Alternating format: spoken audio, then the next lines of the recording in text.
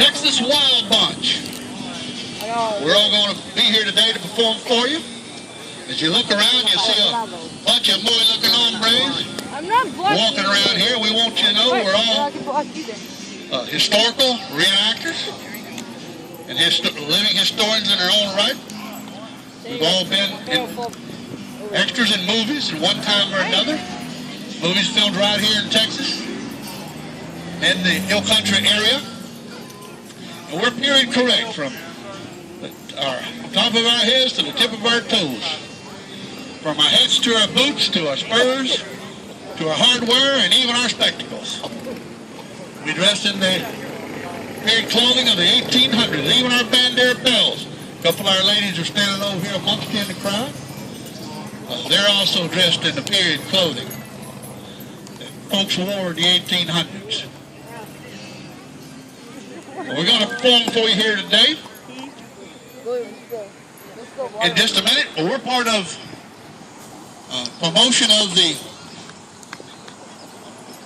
trail that went through Bandera. The name of the trail that went through Bandera was the Great Western Trail.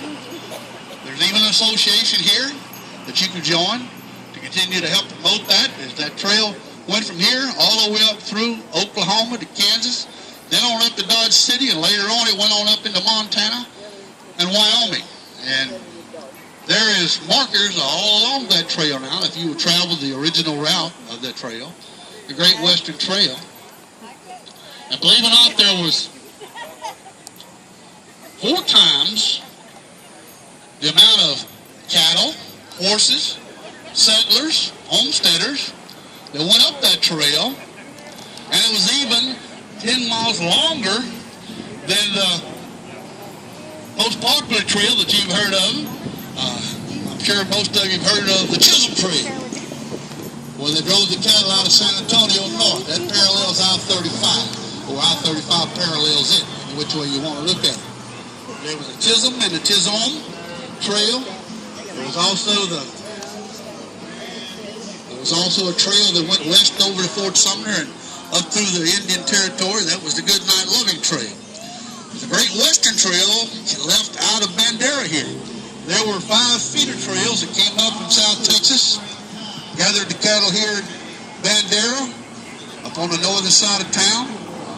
The young cowboys and the cowgirls that came up those trails, they came back in town and hooped and hollered a little bit, let their hair hang down, whatever young person between the ages of 14 to 20 years old. They looking, when it's time to get off work, it's time to for a little R&R, right? Every young person's looking for a little recreation when they're off work. Well, the cowboys got off work too.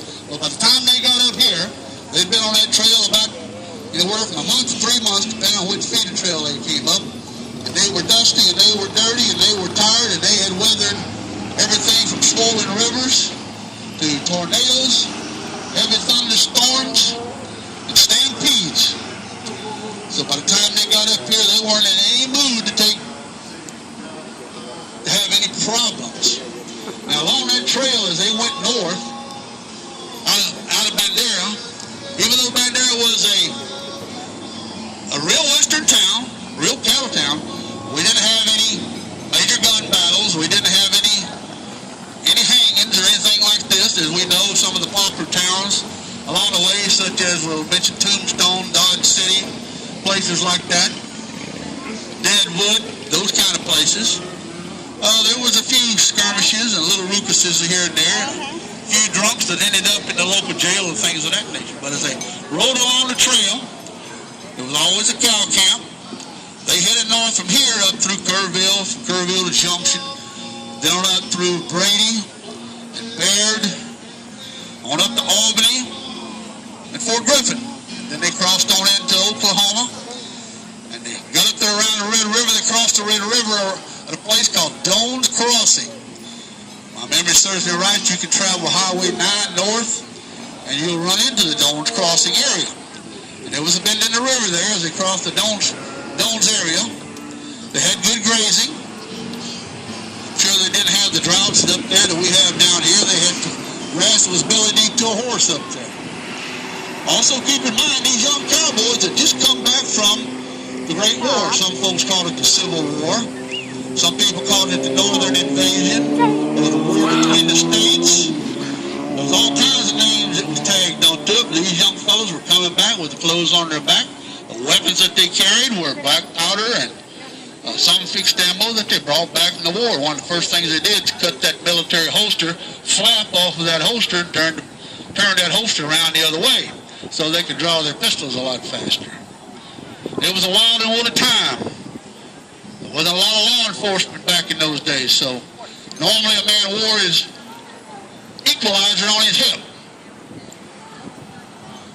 But we got a cow camp here today set up. We want to put you back in the 1800s and imagine going up the trail.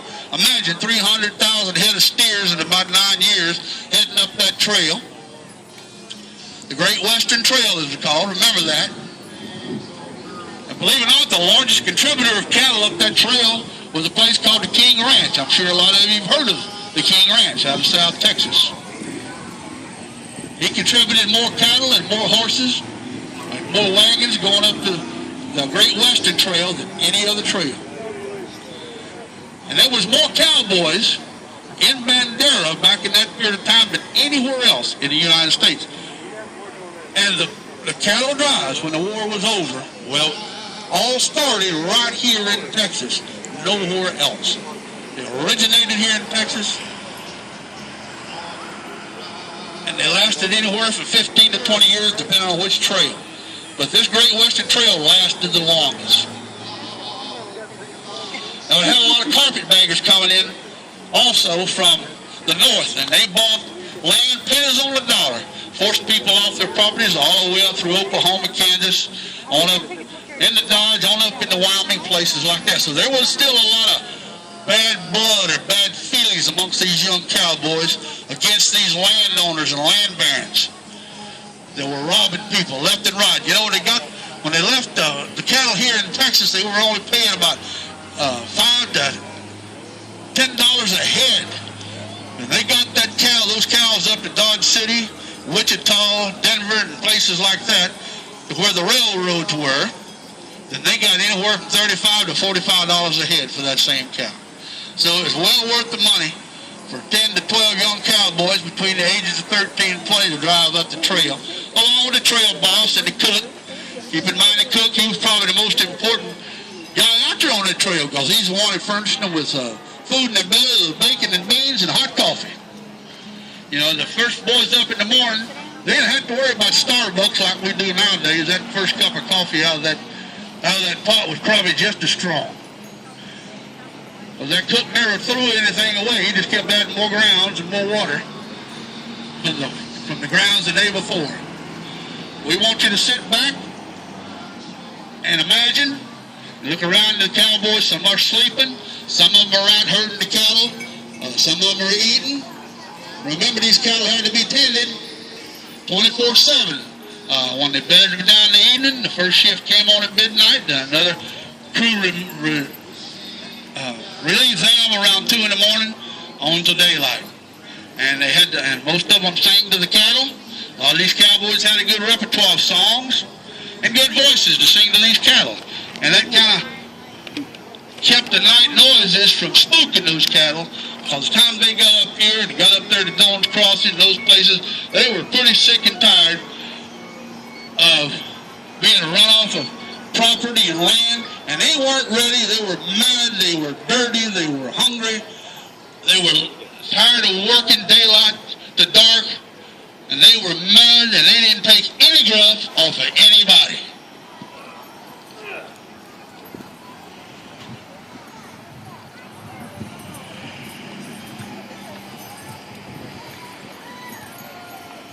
How's them cows, Dad? Everything's fine. There ain't nothing wrong with them cows. But I'm hungry. Let's get over and get something to eat. Get some coffee. But you got ride night herd tonight, so don't forget that. What do you mean I got to ride night herd? I just now got off my horse. You ain't rode night herd all week. You got to ride night herd. Well, at least can I get a cup of coffee? Get something to drink. Get you some food in your belly. It ain't dark yet. Little Mary, pour me some coffee.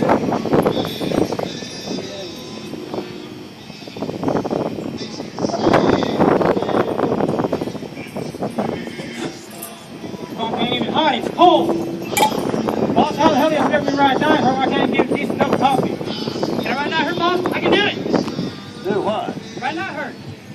Riding that herd, you can't even get the coffee hot. How the hell are you going to take care of 3,000 cows? Get out of here. Wishbone, you got any grub left? Of course I do. I'm the cook. Put some on here. You have a nice nap. Sleeping all day. Biscuits and beans again? That's better food than this in the Army. Well, then you just go back and be one of those Yankees. And you better get used to that grub, boy, because it's a long ways from here to Dodge City. I ain't eating this crap.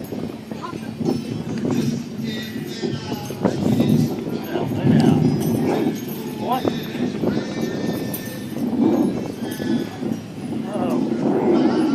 Mr. Culpepper? Looks like we got some company. Company? Yeah. What do y'all want? I'm John T. O'Shannon, and this is my range you got your ugly buck sitting on. This ain't your range, this is open range, boy. Oh, I've developed this range all by myself, my own two hands. And I'm not going to have a bunch of Texas saddle crowds with their stinking cows come in here and trump all over it.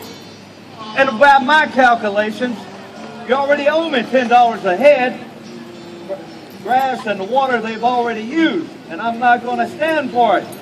And I tell you what, by sundown, I intended to be paid, and your cattle gone, or anything left is mine. I'll tell you what, old man. We ain't give you no money. We'll move our herds when we're damn good and ready. Hey, I'm the sheriff here. I don't care what you owe. You don't pay this man his money, we take your guns away and throw your Texas scum in jail. Well, ain't you the fancy pants? At least now we know who the puppet got out my head. Don't you let your mouth overload your hardware, lawman. Ain't you Jack Williams? That'd be me. I heard of you. Yeah? What'd you hear? Yeah, I heard you're a low-down Yankee liar. Prove it, you southern trash. Hold on, Bill, hold on. Tell me, throw that shotgun. All right, boy. Looks like we got a situation, you boys. I reckon it do. Let's dance.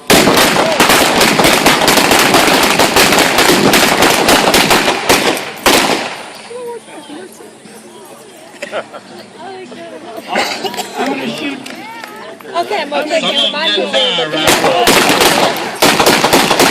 We can't have him shooting the sheriff. That wouldn't work in my county. Like I said, these cowboys didn't take no guff off of nobody. Okay, we're gonna rewrite this thing. Remember, folks, that's the way it was back in the old I've west already invited. on the Great Western Trail. We're gonna rewrite this. Give a take a line or two. Let's give them a We're hand. gonna rewrite this. We appreciate being here today and performing for you. This is our last